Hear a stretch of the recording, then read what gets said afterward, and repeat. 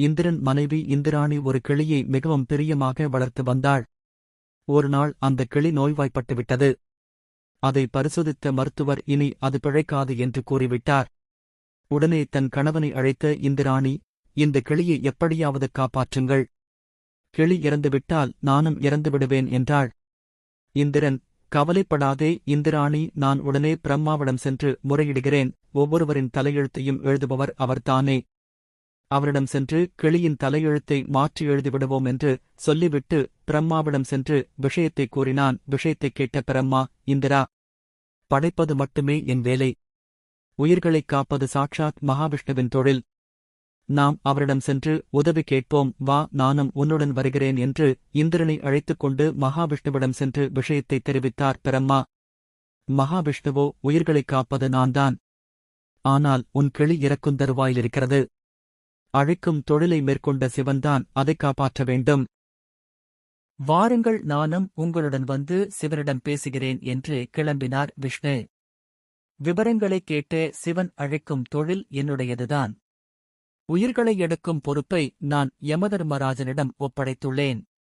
வாருங்கள், நாம் அனைவரும் சென்று யமதர்மனிடம் கூறி அந்த கிளியின் உயிரை எடுக்க வேண்டாம் என்று சொல்லிவிடுவோம் என்று சொல்லி அவர்களை அழைத்துக் கொண்டு யமலோகம் செல்கிறார் சிவன். தன்னுடைய அவைக்கு சிவன், மகாவிஷ்ணு, பிரம்மா, இந்திரன் ஆகிய நால்வரும் வருவதைக் கண்ட யமதர்மன் உடனே எழுந்து ஓடிவந்து வரவேற்கிறார்.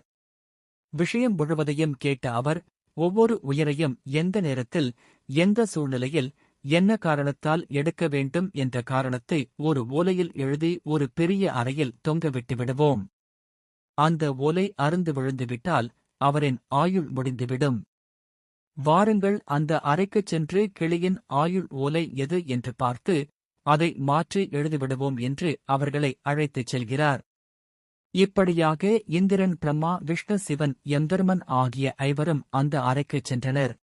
அவர்கள் உள்ளே நுழைந்தவுடன் ஒரு ஓலை அறுந்து விழுகிறது. உடனே அவர்கள் அவசரமாகச் சென்று அந்த ஓலையை எடுத்துப் பார்க்கின்றனர். அது அந்த கிளியின் ஆயுள் ஓலை. அவசரமாக அதை படித்துப் பார்க்கின்றனர். அதில் இந்திரன், பிரம்மா, விஷ்ணு, சிவன், யமதர்மன் ஆகிய எவரும் எப்போது ஒன்றாக இந்த அறைக்குள் நுழைகிறார்களோ அப்போது இந்த கிளி இறந்துவிடும் என்று எழுதப்பட்டிருந்தது.